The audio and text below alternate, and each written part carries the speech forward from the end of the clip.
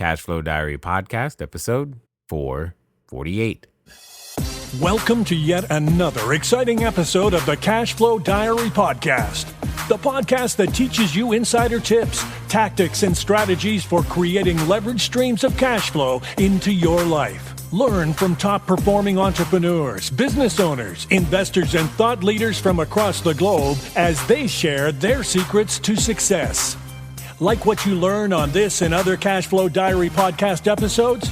Go to learninvestingnow.com and sign up to receive powerful tips and information that will help you succeed as an entrepreneur and investor. Now, here's your host, investor, entrepreneur, business owner, educator, speaker, author, and master facilitator of Robert Kiyosaki's cash flow game, Jay Massey. All right, ladies and gentlemen, welcome back to another episode of the Cashflow Diary podcast. I'm your host, Jay Massey, and I'm glad that you are here today because what is interesting about all of us as entrepreneurs is that our journey is anything but a straight line. And you never know really where the inspiration is going to come from for your next business idea or how you're going to go out there and influence the world. Many of us start out in places that you would just never, ever suspect. And then one day we just appear to the world as, quote unquote, the finished product, or really the product still under construction. But the world now knows us and looks at us as a finished product. And I think today's guest is going to give you some insight, not only into pivoting, not only into understanding things that you may not consciously be thinking about all the time, but also understanding the world from a completely different perspective, but most importantly, understanding why you can be a part of it, why the things that you're passionate about can actually make a difference, and most importantly, why you need to speak up and say what's really on your mind. I want you to pay attention because I have with me today none other than Kevin Van Eekeran. Now, you're like, Kevin Van Eekeran. Have I heard that name before? It's because you probably know of his podcast, right? thestateoflogic.com. Now, here's my point.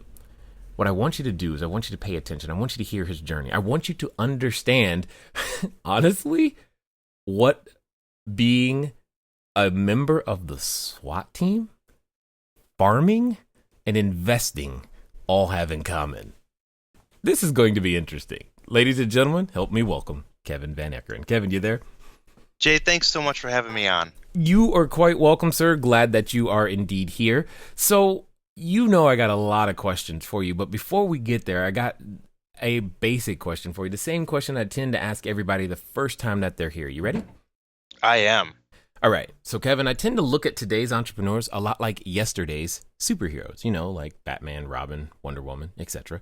And I tend to think that entrepreneurs and superheroes have a ton of things in common. Chief among them is the fact that as an entrepreneur, there's times where I can envision myself, getting dressed up, possibly wearing a cape and saving people in various different ways and forms.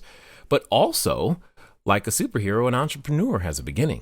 So if you think about, say, Spider-Man, for example, there was a time where he was just a kid going to school, taking some photos, trying to earn some pizza money, doing his thing. And then one day he gets bit by a spider and discovers that, hey, I've got superhero powers.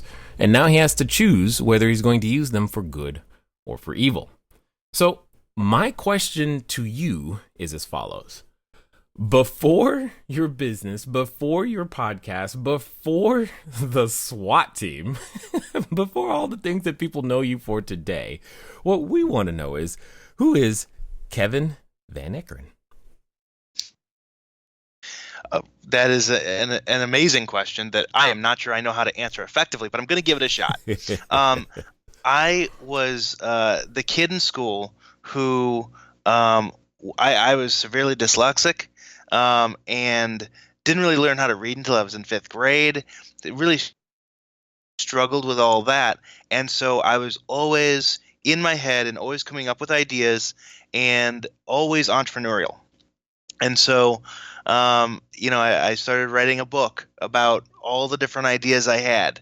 And now it's 2 books. And as I look back to those younger years, I came up with some ideas that if at 10 years old I had implemented properly, I might have come up with that business that is now successful today. And that's when I realized, going through that and seeing that those ideas were successful, and someone else executed, now I needed to learn how to execute.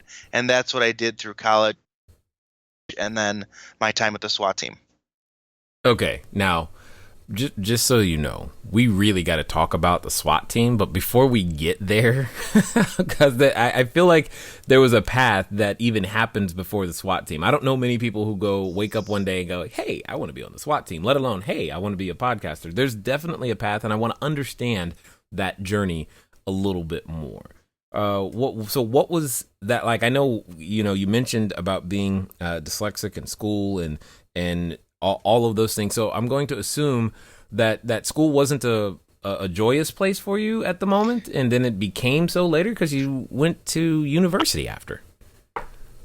Yes, so school was not fun for me. Even in college, I mean, I had fun in college, but the school part was not fun. That's a different podcast, but yeah. It is. It's called Booze Before Noon. And so essentially what I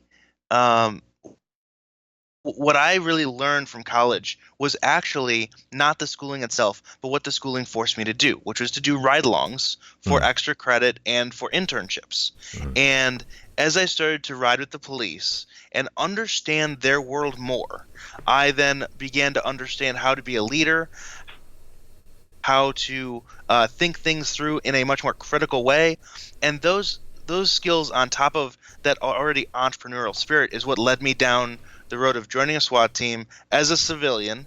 So I was a logistics officer, and then moving forward with business. Got it. So I have an interesting question for you then, because what you are alluding to is what I would call the apprenticeship model versus we'll call it the industrial age idea of the university. Because what I'm hearing is you actually learned more in the terms of more was caught than actually taught in a classroom environment. Absolutely. That is something that I believe very strongly in. You have to experience things, at least from my point of view. Others are different, of course. But for me, I have to experience them to really understand them. Right. Okay, so when it comes down to it, in your time, with the ride-alongs, etc., would you say that would be the most valuable piece of the higher education you've experienced? Absolutely. Between the 2,000 hours I did in college and the 8,000 hours I did after college around the country, it was without a doubt the best education I could have ever gotten. Interesting. So what would you say was like the thing? What was it that you were able to catch than actually, read in a book? It was understanding that the world is not as everyone wants us to believe. Well, what do you mean by that? Well, I think that we all need to understand that the world is much more complicated and nuanced than we would be led to believe by historians, by entrepreneurs who are telling their story, and by actually experiencing that and understanding it and making the mistakes to say, oh crap, I need to learn from that problem. That is what I think a real education about any topic deserves. Interesting. Okay, got it. So if you were, to be asked very directly, for most people who are looking to become an entrepreneur, is it better just to find a mentor, or is there something that they could benefit from going to a university? I happen to believe that the university system is getting worse and worse, in my opinion. What does that mean? Getting worse and worse. This is all, I didn't know it had changed, so I think it's always been that way. But you're saying it's getting worse than what it was before. So this is interesting. Yeah. So the experience I'm having through many of my investments, which are in the collegiate space, and my understanding of just social issues and all that, is that often we are protecting our students more and not teaching them how to think. Instead, we are teaching them what to think. And the entire purpose of university, in my opinion, is learning how to think and how to critically think, and that is no longer being taught. And I think that is what really worries me. Wow. Okay. So let's dig on this a little bit. Give me an example of something that you've seen where someone was being taught what to think versus how to think. So this is the concept, and it's a much broader concept than one individual issue. Mm-hmm. But the concept of safe spaces and trigger warnings and all that is a concern in the sense that we need to find a happy medium. These things are not all bad, but we need to be able to allow people to act like adults as they are adults in college.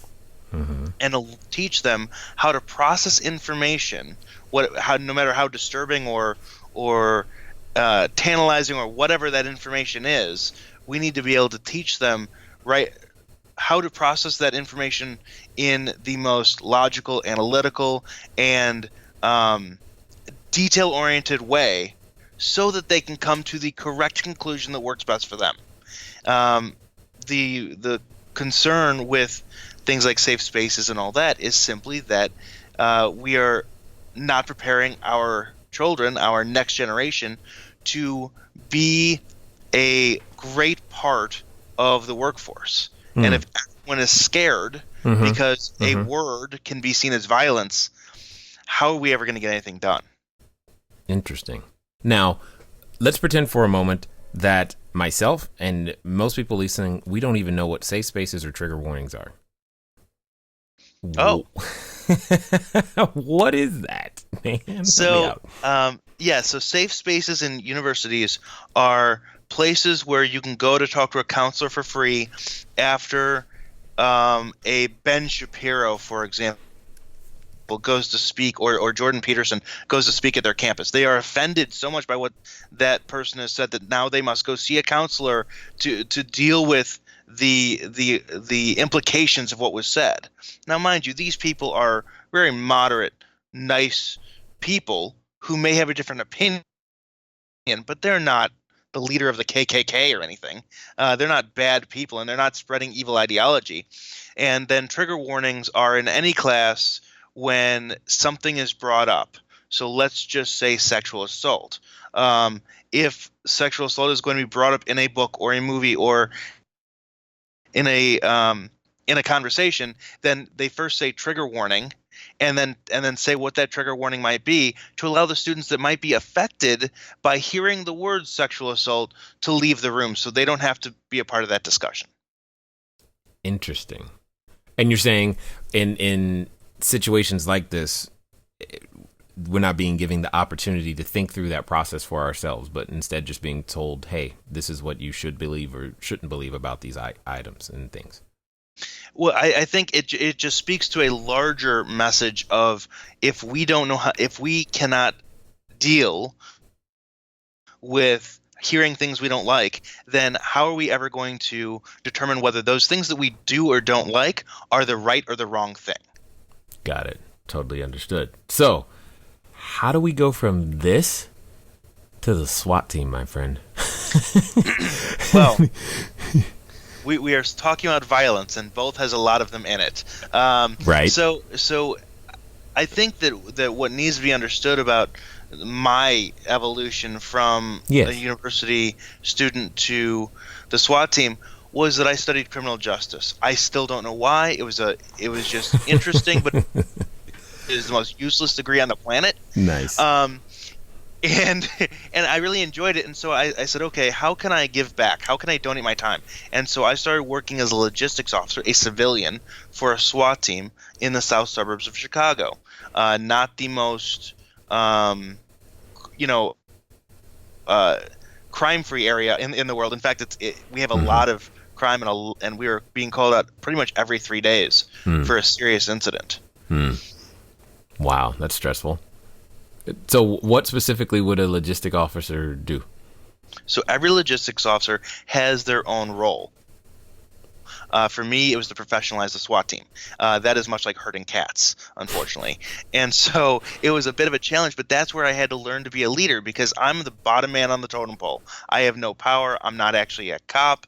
I'm not kicking in doors with them, but yet I'm trying to get them to realize that we need the training necessary to allow them to survive a deadly encounter.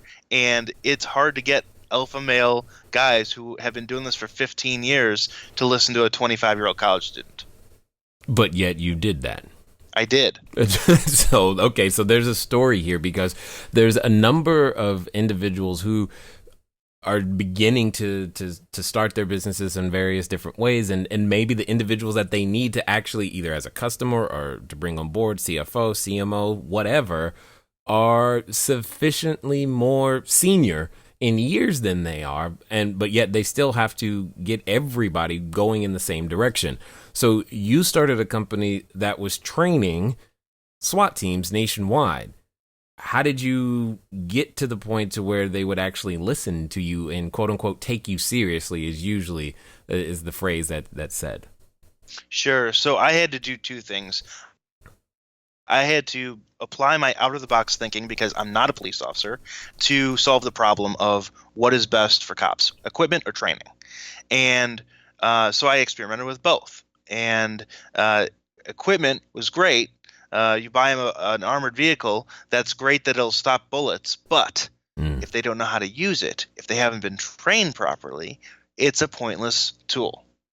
Right. And so once we started training people, we started seeing cops survive deadly encounters at a much higher rate. And that is when we realized this is the thing we need to do. And so I just spread that message in a very authentic and influential way to get people that were 20 years my senior to actually listen to me. Got it. How did you spread the message? What was your medium? Well, cops are unique people. So I had to create a prank, of all things. I created a fake company that then turned into a real company, messing with a few members of the SWAT team, because it's cops love pranks, and cops love kind of messing with each other. And so I created this fake company and went to all of their customers from the SWAT team and the FBI and the DEA and the Chiefs Association and all that, and shut them down for 3 months. And they were thinking that I had started my own company and I was just killing them. And really, they never lost a sale. Everyone ordered through them afterwards, all that. But it got everyone's attention. And that's when I said, I'm actually not selling products, because they have a product company. Instead, I'm going to be hiring the best trainers in the nation to train you guys and other teams across the nation, and I need your help to spread the word. And they happily did that. Got it. Wow, that's one way to get their attention. So you did that for a little while, but now I really don't understand how this ties into farming. You're gonna have to. That's like a really bridge. You got to bridge that gap for me. Absolutely. So, as you said, the SWAT world can be very stressful, right? And running a business, as you know, can also be very stressful. So when you combine those, I was stressed to the max, and that was not the only company I was the CEO of at the time. So I needed a way to relax, and that came in the form of farming. And so I started a farm that I knew would never make a huge amount of money or anything like that, but it would simply offer me the ability to work on the land, to work with animals, and to produce my own food, all in a very relaxing and satisfying way. Okay, so the idea was this was your release to just get away from the busy world of work. Yes, and to manage stress. Got it. Okay, that makes sense. Did it turn out to be successful in managing your stress, or did it turn into? Oh, absolutely. Okay, got it. What should other people farm? I'm curious now, because you don't hear many people saying I did this, and then I think farming was the way to go. So I'm really curious to understand how has the farm grown? Did it end up becoming a business for you? I mean, where's the farm at today? Yeah, so we started off with just 38 chickens, and I just wanted to do it literally. Hold on, whoa, stop. You said 30. You started off with, you used the word just and 38 chickens. Well, most farms have 250,000 chickens when you talk about eggs. Okay. So It's it's all a about very small perspective, baby. operation. Exactly, right. I'm like, one chicken seemed like a lot right now, but okay, go for it. So we start off with 38, and obviously I can't eat 38 eggs a day.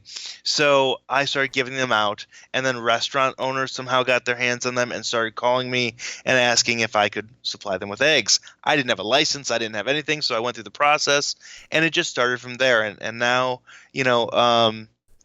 7 years later, 6 years later, we have pigs, goats, chickens, cows, ducks, quail, and we produce a ton of meat and eggs that are higher quality than anything you can buy in a store.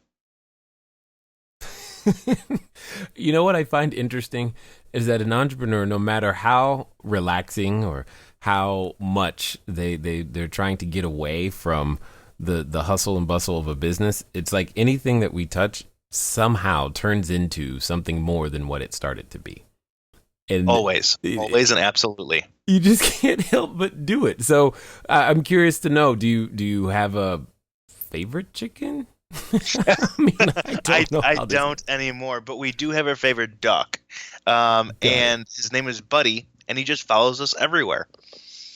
Interesting. Okay. Yeah. I don't know the first thing about starting a farm, but I get the fact that you have this thing that everywhere you go, you start businesses. Now here's another big gap. You have a podcast, The State of Logic, and I really need to hear how all of this ties together.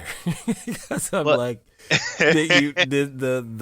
I mean, we've had many people on the show before whose journey has took many turns, but I can't even find a thread for you right now, and I'm trying. Hello there, entrepreneur. This is Jay Massey. I know that if you've ever gone over to the site, cashflowdiary.com, you may have asked yourself, where on earth do you get a domain name from? Especially as you are beginning to build your bigger, better, badder business, you need a web presence. You need the email address. You need a way for people to contact you electronically so that you can stop doing the @gmail.com game. Well, the good folks over at GoDaddy have definitely supplied us with every domain that we have ever used. So what I want you to do is I want you to go over to trygodaddy.com/Cashflow Diary. Again, that's trygodaddy.com/Cashflow Diary, because it's a quick way for you to get set up to capture your domain name the exact way that you want it. They got easy search functions, and most importantly for you is that you'll be up and running today. As I said, once you get started, stay started. Don't let small little obstacles of how to get your own domain name going stop you. So again, go to trygodaddy.com/Cashflow Diary, and let's get back to the rest of the story. Okay, so it actually makes sense once you hear it. Basically, about 6 months into me being a part of the SWAT team, we get called out to a barricaded gunman. That is a lone person in a house with a gun. And when we get out there, we set up the perimeter, and I realized I had my dog in my car when we got the call, so I brought her with, and I had it running, and I take like her a out. canine unit? No, just a normal dog. Oh, just okay. my personal dog. I just happen to have her with me. As I said, I'm not a police officer, so there's no reason for me to have a police dog. And Right. But it is a German Shepherd. So I take her out of the car, let her go to the bathroom, give her some water, put her back in the car. I go on about my duties for the next 5 hours. Turns out no one's in there. This happens like 80% of the time, sadly. And so go back home. Don't think much of it. Later that day, turn on the news, and they show a video of me taking the dog out of the car and saying that there's a hostage situation, and the hostage taker has a bomb, and that's why they brought in the bomb dog. What? And I think, whoa, hold on, what? So I call the nightly news producer, and I get a hold of him after about half an hour, and I say, look, I'm the guy in that video. I'm on that SWAT team. That didn't happen. There was no hostage situation. There was no one in the house. That is not my personal dog. You have to run a retraction. You have to do something. And he literally laughed and hung up the phone. And that's when I realized, oh, wait, the media is not out to exactly tell us the truth as much as they want to get eyes and clicks to make money. And that was the kind of antithesis for The State of Logic, my podcast. because we need to understand it and learn how to critically think through things instead of just reading a headline and assuming it's 100% true. Wow. Interesting. So they literally never did anything about that. Correct. They never did anything. Well, that's not good.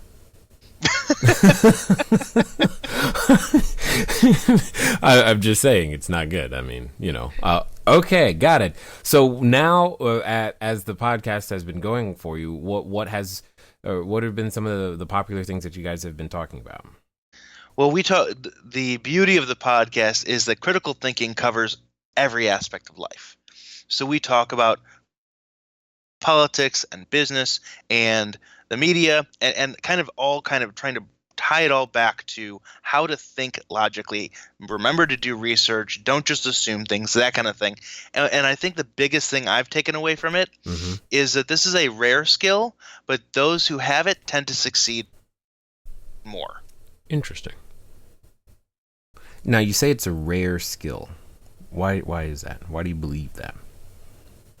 Well, what I find is that many of the movements we see, whether they be social or political, tend to be based, at least partly, on fiction that was later proven not to be true. And of course, this is not a politics podcast. So I'm not going to go into what those are because that would probably be somewhat inflammatory. But the concept still holds the same. And I think a lot of business owners and startups especially are going down the road of not doing enough diligence on the idea they have, trying to implement it, and then losing their life savings, losing $50,000 or whatever it is. And I think that's just a horrible and very hard lesson to learn. Got it. Now that actually brings up something I want to circle back to, because you said a little bit ago that you have investments in the collegiate space. We didn't unpack that then, but let's talk about that now. What is an investment in the collegiate space? Because when you say that, the first thing I go is like, he's founding colleges? What? No, I'm not founding colleges. That's a great point. I didn't think about that. Basically, it's I invested, one of my favorites is a company called Black Sheep. They are essentially taking over the school newspaper, and instead it's their newspaper, and they're in over 100 colleges. So essentially they're a marketing / media company. Got it. And they just do that for schools across the U.S.? Across the U.S. and into Canada. And it is one of those things where consumers have been trying to access that market effectively for a very long time with very low results, very poor results. And these guys are doing it at a much higher level, which is exciting. Interesting. And okay, you do realize that that's a completely different turn again, right? I mean, it has literally nothing to do with criminal justice, at least that I can see. It has nothing to do with the SWAT team. I mean, it's just I'm trying to find this thread. So what inspired that desire to do that? The common thread to all of this is business, and the common sense approach to business can be applied to practically anything. That's exactly what I'm doing with investing. Is I'll invest in a collegiate media company. I have no idea about the media, and I was probably too drunk in college to remember anything effective about that. So it's not going to be able to help them as far as that goes. But I understand business on a very deep level, and I apply common sense principles to help those people. Allow them to be the expert in that set industry, and I'm just their backup, their sounding board, to allow them to suss out ideas and figure out what's going to work on a broader spectrum. Now I got it. So what I want to know then, what are these common sense principles that are clearly applicable, whether I want to farm pigs and chickens, whether I want to be on a SWAT team and build a training company or invest in collegiate media companies? What are these common sense business principles that you've discovered? Well, I think first and foremost, you need to understand whether you have an ugly baby. An ugly baby is essentially, we've all seen them, right? You go on Facebook and someone posts a picture of their newborn baby, and you're not entirely sure whether that's a newborn baby or a new alien race that has been discovered. And But no one obviously would ever tell them that their baby No, is ugly. never. There's no point to that. Never heard it. However, there is a point to telling someone that they have a crappy business, because you don't want them wasting time, money, and effort on something that isn't going to be successful.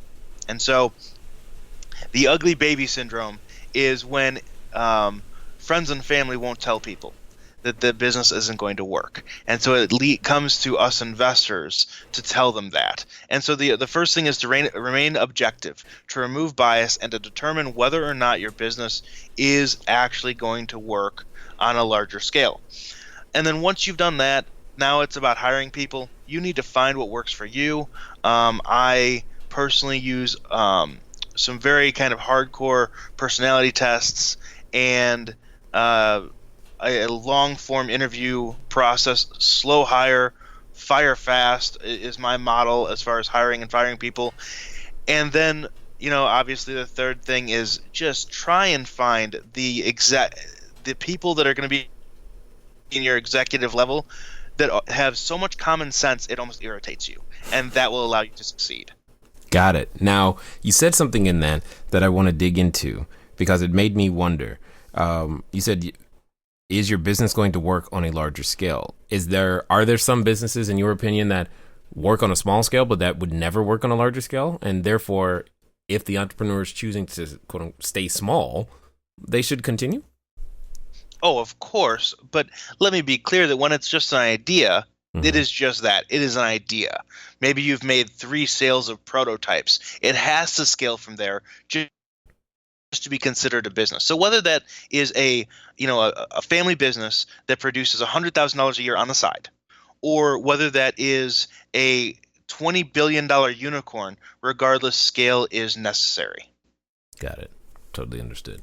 So what would you say, with the times of working with the entrepreneurs that you have worked with, what would you say are the common things that have shown that they don't have this common sense? Well, the biggest thing for me is, can someone admit a mistake? And typically, if someone is using logic and common sense and able to put emotion to the side, especially for business purposes, then they can say, yep, that was a mistake, and this is how we fixed it. And so the first thing I do when I talk to a potential investment is, all right, where are your mistakes and how did you fix them? And if they've truly implemented those, you're seeing that business grow from that. Whereas if they understood it's a problem but didn't understand how to solve it, or whatever the other issue is, they've implemented something but you saw no change in revenue. Interesting. So I like the fact that you're starting off with a question like, where are your mistakes and how did you fix them? Because that's not typically the conversation most entrepreneurs want to begin with, or even bring up ever. That's right. It is often my conversations are a little bit more weird and uncomfortable than many, but I think that's what allows us to really get to the nuts and bolts of it and understand not just the process but the people. So what's more important, the product or the people in this case? 100% the people. The product could change drastically. It's the people that have to implement it to make it work. Got it. So to those entrepreneurs that you've run into and are seen who we'll say are fixated on perfecting their process, their product long before they've ever tried to sell it, what advice would you give them? I think the biggest thing is perfection is the ultimate enemy of profit. And so once you've done your diligence, and that is whatever that is for your business, who knows, then double check. Go to people that don't know you, like investors or business people or whatever, that don't have an emotional connection with you. Ask them. Once they have the sign off, once they've given the sign off, then move forward. And I think that process will grow and mature as your customers tell you what to do, when to do it, and how to do it. I like that. I like that a lot. So for those that have listened this far and that they probably want to pick up more of what you've been putting down and find out more about what you're up to, what's going to be the best way for them to catch up with you? Thestateoflogic.com and all of its assorted social media outlets as well. Got it. So as we wind down here, I've got a question for you because I'm actually really intrigued to hear your answer. Let's pretend for a moment that the person listening today is actually going to move forward. Kevin, they're going to make it happen this time. They're making decisions. In fact, let's even go so far as to say they're standing in front of the superhero outfit store, ready to pick out their cape and tights, and they're jumping in. They're going to become that entrepreneur, take their business from that 5 to 6 to 6 to 7, 7 to 8 figures. They're going to really do it now. My question to you is as follows: like I know, that in those moments of decisions, we often are met with a companion, and that companion comes in the form of a voice reminding us of what we can't do, why it won't work. Who are we to ever think that we could do such a thing? That's so crazy. I mean, really? A farm? Who wants that many eggs? I mean, all of these things come to our minds. And for some people, they're actually related to the person. That voice is where it's coming from. So this time, though, they're going to follow through. In fact, they're going to follow through in the next 24 to 48 hours. What would you suggest that they do? I think the first thing to do is to, as I said, get outside opinions. And once that comes back positive, then I would say estimate that you're going to spend twice as much as whatever you think. And that will still be a low number. Oh, man, do I have stories on that one. Totally understood. I completely agree. 100%. I knew it was going to be different. I knew you were going to say something completely different, and you did. And that's fine. That's completely fine. So with that being said, though, I do want to acknowledge you and thank you for taking the time to share your knowledge, your insight, and your wisdom here with us today at the Cashflow Diary, sir. Thank you so much for having me on. Keep up the great work. I've really enjoyed listening, and I can't wait to talk to you soon. All right, ladies and gentlemen, you know what time it is. It's time for you to move at the speed of instruction. What does that mean today? That means thestateoflogic.com. Go subscribe. Go listen to the podcast. Go find out more common sense, because it clearly isn't common. And now you have a place to go pick some up from. What's really cool is that like I know, that business can have principles regardless of industry, and you've heard some of them today. More importantly, I hope you go apply many of them right now. Ladies and gentlemen, it's been fun talking to you today. I look forward to talking to you soon. Until next time.